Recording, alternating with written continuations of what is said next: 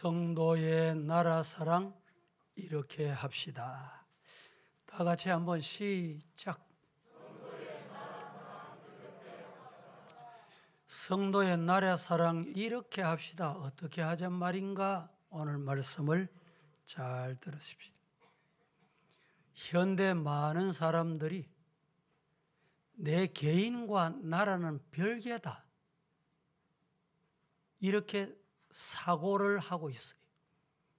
아주 잘못된 생각입니다. 나라 없이 내가 없고 나라 없이 삶이 온전할 수가 없다. 우리 성도들은 이 사실을 꼭 아셔야 돼요. 대한민국 없는 나, 여러분 한번 생각해 보셨어요? 해외에 나가 있는 교포들이 상당히 많습니다. 해외에 나가 있는 교포들을 만나보면 하나같이 애국자다, 이런 생각을 하게 됩니다. 이유가 뭐냐?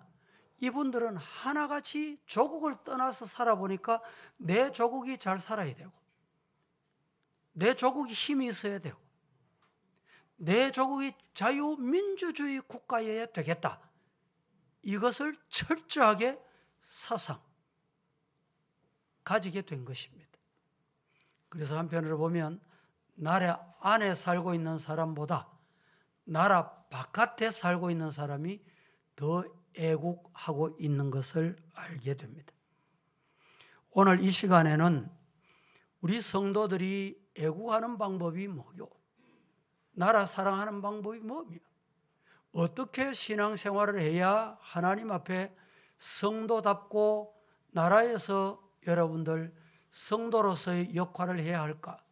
이 말씀을 드려보도록 하겠습니다. 첫째, 성도는 하나같이 애국자가 되어야 되겠다. 우리 성도들은 나라 사랑하는 애국자가 되기를 예수님 이름으로 축복합니다. 수많은 애국 선열들의 피가 있었기 때문에 오늘 내가 있다. 멀리 이시조선 500년까지 안 거슬러 올라가도 1919년 3월 1일 김인현 독립운동, 독립운동이 없었다면 우리나라가 어떨까? 여러분 한번 생각해 보셨어요? 이 독립운동이 없었다면 정신없는 나라예요. 정신 빠진 나라다, 이런 말 하죠. 이 독립운동이 우리나라의 정신입니다. 그 다음에 하나님이 1945년 8월 15일 해방 광복을 주셨어요. 5년 후에 6.25 전쟁이 일어났습니다. 6.25 전쟁 때 우리 남쪽이, 여러분 한번 생각해 보세요. 패했다. 이 역사 스토리를 보면 정말 기적 같은 일들이 한두 가지가 아니에요. 제가 늘 말씀드리지만 인천 상륙작전은 인간의 힘으로 되는 게 아니에요. 불가능한 일입니다. 전쟁이 딱 발발했을 때 유엔이 미국에 있잖아요. 뉴욕에. 이 유엔의 상임이사 5개국을 여러분 다 아시다시피 소집을 했습니다. 이 상임이사 5개국이 모든 걸 만장일치로 결정했어요. 그때 유엔이 상임이사국이 소집이 됐는데 5개국 중에 유일하게 여러분 러시아 상임이사가 빠졌어요. 왜 빠졌는지 지금도 스토리 이해가 안 되는 이야기예요. 지금도 그 양반이 왜 빠졌는지, 흔히들 어떤 분은 갑자기 배탈이 나가지고 설사를 만나가지고 못 움직이고 이런 얘기도 있어요. 근데 역사적으로 그건 이해가 안 되는 그 한 사람이 출석 안 함으로 출석한 네 사람이 만장일치로 결정을 해서 바로 일본에 있던 나가사키에 있던 비행기를 우리 한국으로 보내가지고 6.25가 공산화가 안 된 겁니다. 한번 상상해 보세요. 6.25 때 우리나라 남쪽이 패했다. 공산화됐다. 지금 어떨까요? 우리는 신앙의 자유가 첫째 없어요. 별 보고 나갔다가 별 보고 들어와야 돼. 먹고 사는 것이 얼마나 힘들고 어려웠습니까? 어디가? 공산주의가 그렇다 이 말입니다. 하나님 앞에 우리는 정말 대한민국에 태어나게 된 것을 감사하시기를 축복합니다. 성경에 보면 예수님께서도 동족 유대인을 참 사랑하셨어요. 성경 보겠습니다. 마가복음 7장 27절 시작. 예수께서 이르시되 자녀로 먼저 배불리 먹게 할지니 자녀의 떡을 취하여 개들에게 던짐이 마땅치 아니하니라. 자, 예수님은 유대인 동족을 지금 비유하시면서 말씀하신 거예요. 그런데 사도 바울은 제자 디모데에게 목회란 나라를 위해서 사명을 다해야 된다. 성경 보겠습니다. 디모데전서 2장 1절과 2절 시작. 그러므로 내가 첫째로 권하노니 모든 사람을 위하여 간구와 기도와 도고와 감사를 하되 임금들과 높은 지위에 있는 모든 사람을 위하여 하라. 이는 우리가 모든 경건한 다정함으로 고요하고 평안한 생활을 하려 함이라. 1절 2절 제가 다시 한번 소개해 보겠습니다. 그러므로 내가 첫째로 권한다. 이 첫째라는 말은 중요하다 이 말이. 첫째 있고 둘째 있고 셋째 있고 이 말이 아니고 중요한 얘기를 한다. 디모데 너는 목회하면서 모든 사람 위해서 기도해라. 간구해라. 도고해라. 기도와 도고와 간구를 어떻게 하냐? 감사한 마음을 가지고 해라. 여러분 예배 드릴 때 감사하는 마음이 있습니까? 기도하실 때 감사하는 마음이 있습니까? 이것 빠지면 예배가 아니고 이것 빠지면 기도가 아니에요. 감사로 하시기를 주님 이름으로 축복합니다. 그리고 뭐라고 말합니까? 감사함으로 해라. 하되 나라 임금들, 높은 지위에 있는 모든 사람, 그들을 위해서도 기도해라. 도고해라. 중보하거라. 이는 우리가 모든 경건함과 단정함으로 고요하고 평안한 생활을 하는 방법이 바로 거기에 있다. 여러분 개인이 평안하고 가정이 평안하고 교회가 평안한 방법은 나라가 평안해야 돼요. 나라가 어지러우니까 가정이 정상적인 직장 생활 안 되고 사업이 안 되지요. 생활이 안 되지요. 나라 평안 안 하고 노조가 막 데모나 하고 이러니까 됩니까? 차도 여러분 좋은 차 타잖아요. 그 데모할 때 나온 차는 어딘가 문제가 있어가지고 때가 되면 그게 나타나가지고 리콜을 다시 다 해주는 거예요. 다 바꾸죠. 나라가 평안해야 돼. 나라 평안해야 학생들이 정상적으로 학교 가서 공부를 할 수 있죠. 성도들은 나라가 평안해야 온전히 이렇게 예배 드릴 수 있다 이 말입니다. 이 나라 평안을 위해서 기도하는 성도가 되기를 예수님 이름으로 축복합니다. 성경은 우리에게 뭐라고 말합니까? 누구든지 하나님 사랑하라 하고 형제 미워하면 거짓말이다. 성경 한번 보겠습니다. 요한일서 4장 20절 힘차게 시작. 누구든지 하나님을 사랑하노라 하고 그 형제를 미워하면 이는 거짓말하는 자니 보는 바 그 형제를 사랑하지 아니하는 자는 보지 못하는 바 하나님을 사랑할 수 없느니라. 누구든지 그 사람이 오래 믿었든지 처음 믿었든지 뭐 어른이든지 아이든지 누구든지 나는 하나님 사랑한대. 내만큼 하나님 사랑하는 사람 있나 봐라. 부부간에도 나는 하나님 사랑한대. 그렇게 말하는 사람은 뭐가 필요하냐? 띄워보세요. 형제를 미워하면 안 돼. 미워하는 것은 살인하는 거다. 미워하면 사랑한다 이러면서 아이고 나는 저 사람 원수야. 저 사람 보기 싫어. 저 사람 곁에 오는 것도 안 좋아.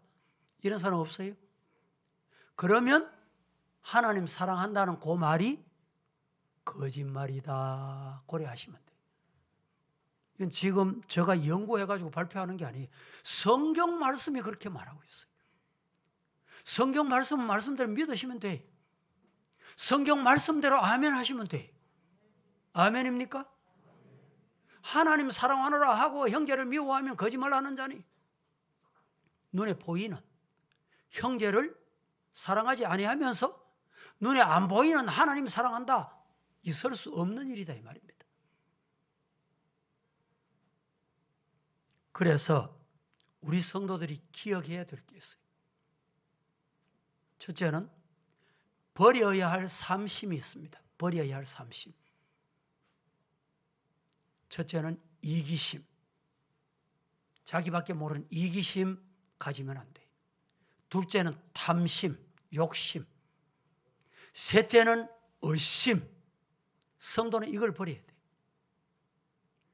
그리고 반대로 우리가 큰 인물 하나님 앞에 서임받기 위해서는 삼심을 가져야 됩니다. 삼심이 있어야 하나님이 서십니다. 붙잡아 줘요. 그 삼심이 뭐냐? 첫째는 신앙심. 믿음이 있어야 돼요. 둘째는 애국심. 셋째는 효심. 에베소서 뭐라고 말합니까? 주 안에서 부모를 공경하라. 이것이 뭐다? 옳은 일이다. 성도 여러분, 신앙심 가지시고 또 여러분들이 어떤 이유에 있어도 효심도 필요해요. 그리고 나라 사랑하는 애국심. 이것 가질 때 하나님이 복 주시고 사용하신다 믿으시기를 주님 이름으로 축복합니다.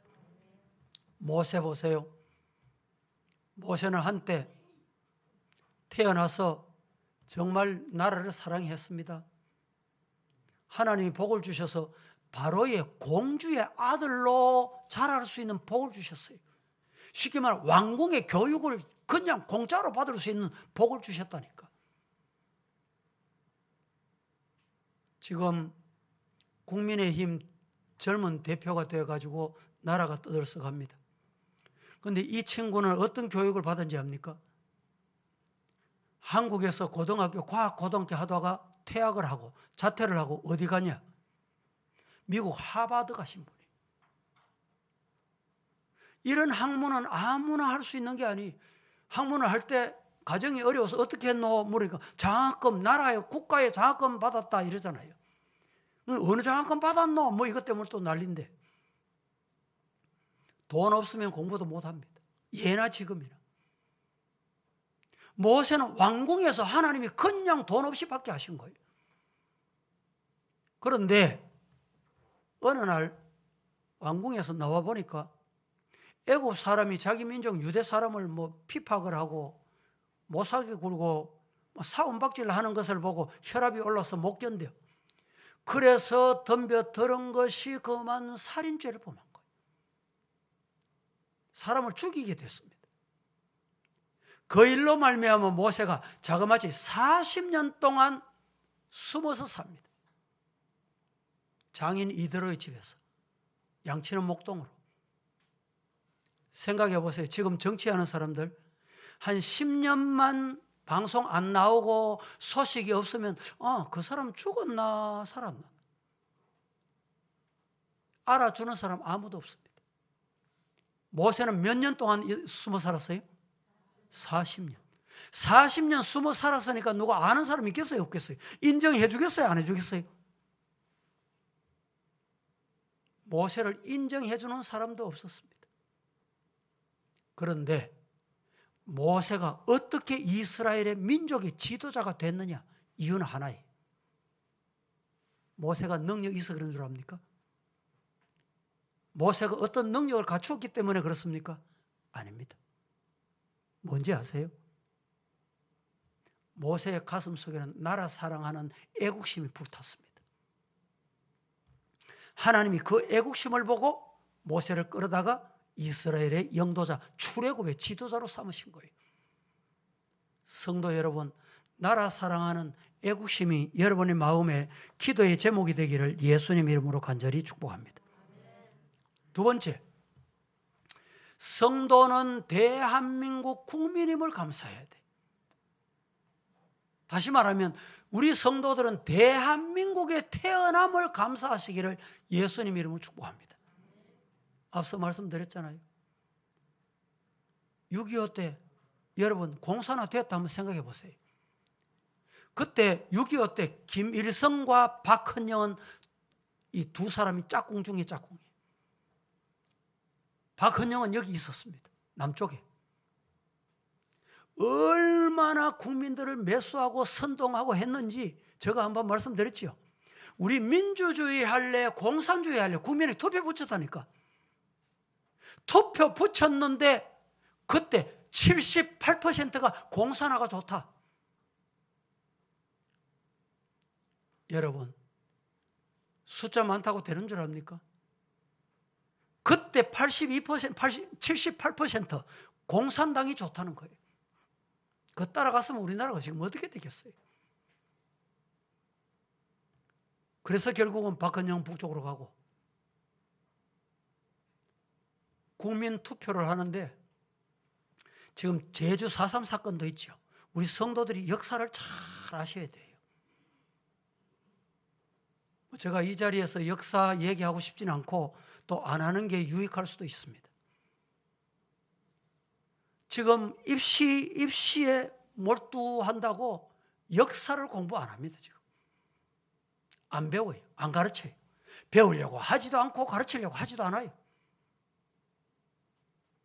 역사를 모르면 나라가 어떻게 되겠습니까?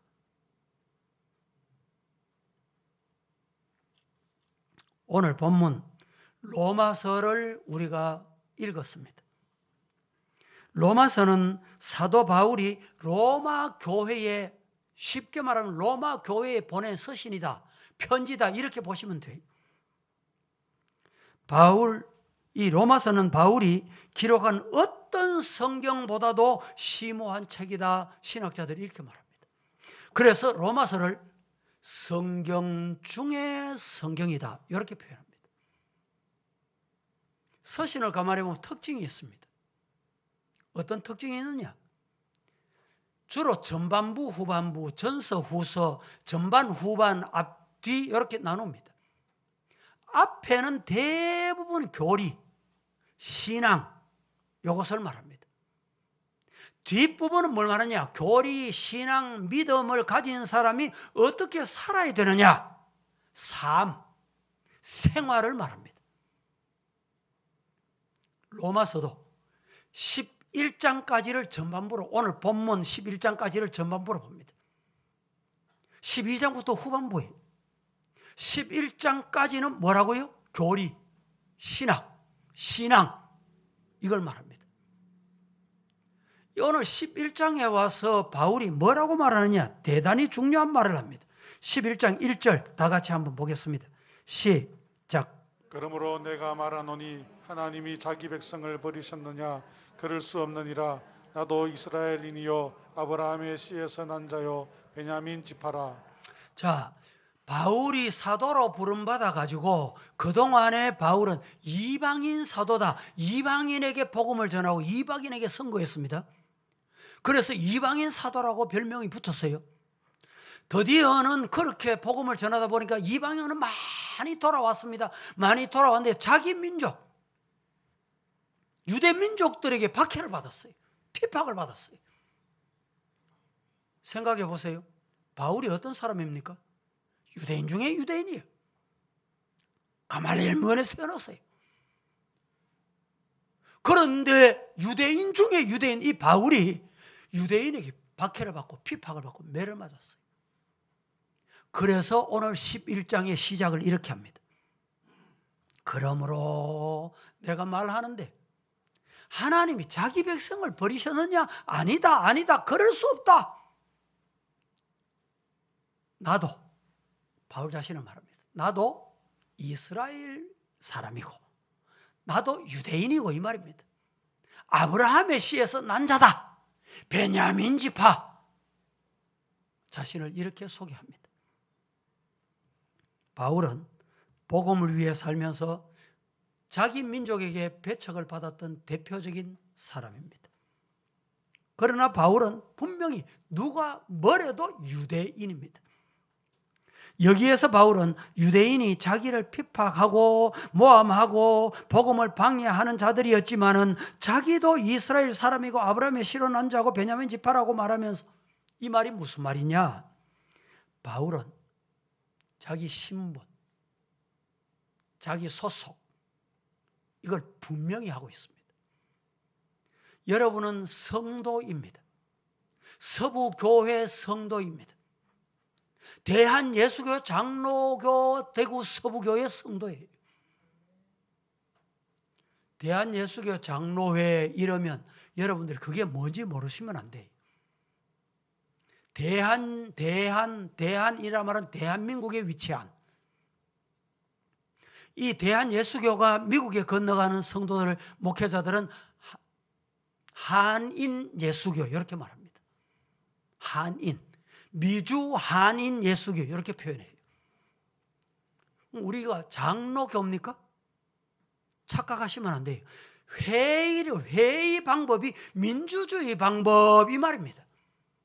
교는 예수교입니다. 예수 믿는 교. 여러분 장로교 이러면 이단이 돼요. 이단이. 우리는 장로교가 아닙니다. 예수교예요. 예수교. 그래서 교회 목사가 주인이고 장로가 주인인 줄 알아. 장로교 이러니까. 예수님이 주인이다. 예수교입니다. 예수교. 그 한국에 위치한 예수교 회의는 그래서 여러분들이 목사를 청빙할 때도 공동회의 한번 하고 뽑으면 그게 규약대로 법대로 가는 거예요. 장로도 한번 여러분들의 손을 뽑잖아요. 권사도 여러분의 손을 뽑잖아요. 헌법대로 하잖아요. 이게 뭐냐? 장로회입니다. 회. 그런데 우리 대한예수교 장로회가 꼭 감리회인 듯 침례회인 듯. 감리회는 뭐 다릅니까? 우리 성도들 일반적으로 잘 몰라요. 목사가 감독이에요. 감독. 모든 감독권이 목사에게 있어요. 침례교는 뭡니까? 우리는 세례를 베풀지만 침례식을 하는 침례교를 말하는 거예요. 대한예수교 장로회 대구 서부교회 이 말은 칼빈주의 신앙을 따라가는 칼빈주의가 뭐냐? 우리가 칼빈주의 하면 칼빈을 숭상하고 칼빈을 높인다 이렇게 생각하시면 안 돼요. 칼빈이 성경을 가장 가깝게 오늘 우리가 가장 이해하기 쉽게 해석해 놓은 것을 우리는 그것을 따른다 이 말입니다. 그런데 장로회 성도들 중에도 보면 칼빈의 어디 교리가 뭡니까? 모르는 경우가 있어요. 이 장로회 교인이 아닌 거예요. 오늘 우리는 소속감이 분명해야 합니다. 일부 때도 제가 말씀드렸지만은 내 신분, 명분 이 대단히 중요합니다. 에서와 야곱이 어느 날 만났습니다. 사냥하고 온 에서가 배가 고파 죽을 지경이에요. 여러분들 배가 고파도 아이고 죽겠다는 소리 하지 마세요. 더워도 아이고 더워서 죽겠다는 소리는 하지 마세요. 죽는다고 생각하니까 여러분 어떤 사건이 생겼어요? 그 기회를 놓치려 야곱이 형, 그 장자 명분 내줘. 아마 예서는 이렇게 생각했던 것 같아요. 장자 명분 가져가라 준다고 가겠나? 가져가든지 말든지. 내가 배가 고파 죽을 지경인데 지금 팥죽 내놔.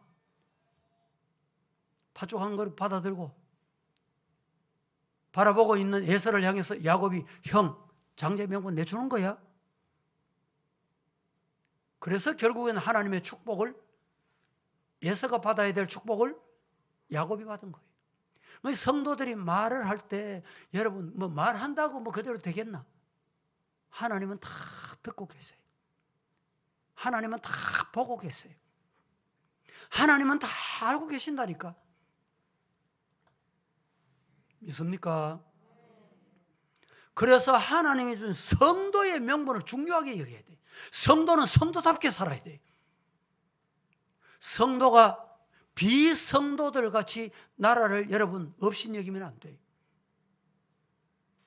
성경하고 봅니다. 베드로전서 2장 9절 말씀 다 함께 큰 소리로 시작. 그러나 너희는 택하신 족속이요 왕 같은 제사장들이요 거룩한 나라요 그의 소유가 된 백성이니 이는 너희를 어두운 데서 불러내어 그의 기이한 빛에 들어가게 하신 이의 아름다운 덕을 선포하게 하려 하심이라.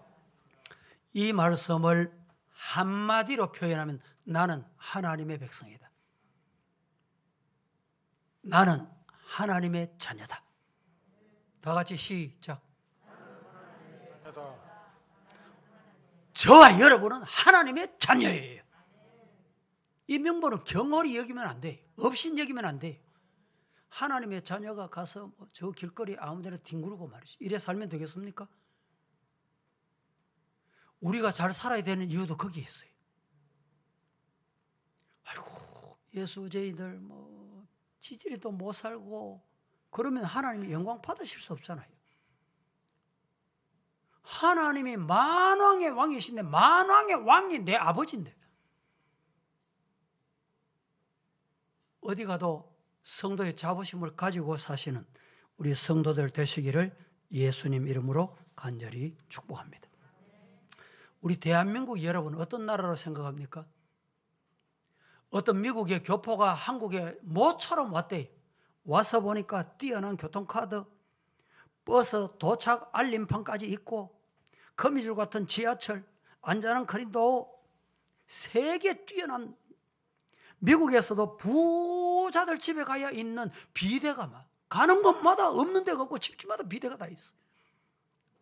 골목마다 차가 소형차는 잘 안 보여. 중형차, 대형차들이 골목마다 골목을 메우고 있더래. 차마다 달려있는데 블랙박스. 또 차량 번호 인식하는 자동 인식이 어디에든지 다 되어 있어요. 어디 가서나 여러분 이 인터넷도요. 여러분 스마트폰 제 아무리 가지고 있어도 인터넷 무료 제공을 안 받으면 우리는 무료로 제공받고 있어요. 이 제공을 안 받으면 안 돼요. 카톡이 됩니까? 어떤 무엇도 아무것도 쓸 수 없어요.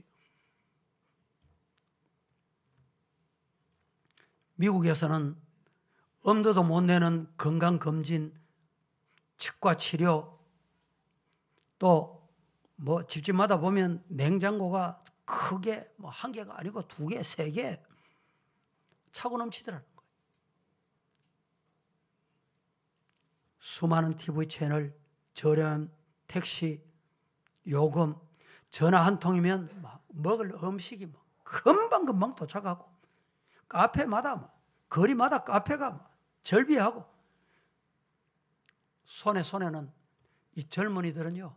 이게 유행이 돼가지고 스마트폰도 얼마나 자주 바꾸는지. 그리고 한국은 1등국입니다. 1등국. 어떤 1등국인지 아세요? 첫째, 자동차 4대 강국이. 대한민국은 조선 1등 강국이 어느 정도냐? 세계 지금 바다에 떠다니는 선박 중에 100대 중에 40세대는 대한민국에서 제조한 배입니다. 대한민국은 북한보다 지금 45배나 잘 삽니다. 집집마다 기본이 자동차가 2대씩이에요. 대한민국은 휴대폰, 냉장고, TV, 세탁기 1등국이에요. 전 세계에서 사용하는 가전제품 30%가 대한민국 삼성 거예요. 삼성. 거기도 또 LG 거까지. 대한민국의 세계기능올림픽 9년 동안에 연속 1등 해놓은 거예요. 인천공항은 뭐 시스템, 속도 모든 거 9년 동안에 세계 1등 하는 공항입니다. 지하철 세계 1등국. 여기 재밌는 건 초코파이가 1년에 5천억을 수출한다. 5천억. 우리나라 국내 사람들은 초코파이 잘 안 잡수죠, 여러분. 그래도 군인 아저씨들은 초코파이를 좋아합니다. 세계에 가져가 보세요. 그 초코파이를 얼마나 좋아하는지. 그리고 대한민국의 라면 1등국입니다. 한 번은 선교지에 갔더니 라면을 박스 가지고 갔어요. 그래서 한 박스는 여기 주고 한 박스는 저기 주고 한 박스는 여기 주면 좋겠다 생각하고 가져갔는데 갈 때 보니까 선교사가 박스를 안 가져가. 선교사는 라면 박스 가져가야지 이러니까 라면 몇 개를 봉지에 넣어서 선교지 가가지고 라면을 한 개 아니면 두 개를 주더라고. 그래도 좋다 그래요. 한국 라면을 그렇게 좋아한대. 다음, 오토바이 헬멧 1등국, 지문 인식기 1등국, 도락도 1등국. 우리나라는 1등국이 한두 개가 아닙니다. 내비게이션도 1등국. 지금 CCTV. 여러분 한번 집에서 나와서 도착 목적지 있다가 저녁이 돼서 집으로 돌아간다. 그러면 하루에 여러분이 이 CCTV에 몇 곳이나 찍힐 것 같아요. 최소한 100번은 찍힌다. 아십니까? 그래서 요새는 이 경찰이 얼마나 수월한지 CCTV만 잘 보면 돼. 범인 다 잡아요. 안 잡힐 수 없어. 또 LED 조명도 세계 1등국이다. 이런 통계를 제가 여러분에 소개합니다. 세 번째 제가 말씀드립니다. 성도는 나라를 위해서 뭘 해야 되느냐? 성도는 나라를 위해서 기도하는 책임을 다해야 돼. 성도 여러분, 우리가 해야 될 게 참 많이 있지만 자신을 위해서도 기도하고 가정을 위해서도 기도하고 여러분 교회를 위해서도 기도하고 기도해야지만 나라를 위해서 기도하는 성도가 되기를 예수님 이름으로 축복합니다. 바울은 이방인들이 주께로 돌아오는 것을 보고 얼마나 기뻐했는지 모릅니다. 또한 이 일의 부름을 받은 사명을 신실하게 감당을 다했습니다. 어떻게 할 수 있었겠어요? 기도 때문에. 바울은 배후에 바울의 사역을 위해서 기도하는 성도들, 하나님이 붙여준 성도들이 있었어요. 교회도 목사를 위해서 기도하는 동력자들이 있을 때 그 교회는 부흥합니다. 축복을 받습니다. 믿습니까? 이방인 가운데서도 믿지 않는 자가 있고 유대인 가운데서도 믿는 자가 있습니다. 구약의 오늘 본문에 보면 바울이 11장 이 말씀을 해가다가 저 구약에 엘리야에 관한 엘리야 시대의 사건을 가지고 옵니다. 엘리야는 하나님의 은혜로 아합의 모든 선지자들 다 죽이고 오직 자기 혼자 남았다. 아이고 외롭다 외로워 나는 나 혼자네. 그때 하나님이 엘리야에게 하신 말씀이 있어요. 뭐라고 말씀하십니까? 오늘 본문에 보니까 바울에게 무릎을 꿇지 않은 사람 얼마? 7천 명을 남겨뒀다. 여러분 세상 살면서 나 혼자일 것 같습니까? 아닙니다. 하나님이 바울에게 무릎 꿇지 않는 7천 명의 나를 붙여준 거예요. 믿으시기를 주님 이름으로 축복합니다. 5절 한번 보실까요? 다 같이. 5절. 그런즉 이와 같이 지금도 은혜로 택하심을 따라 남은 자가 있다. 할렐루야. 기도하겠습니다. 거룩하신 하나님, 오늘도 하나님의 은혜로 저희들 말씀을 받았습니다. 나라를 사랑하는 애국자들이 다 되는 복을 허락하여 주시옵소서. 예수님의 이름으로 기도합니다. 아멘.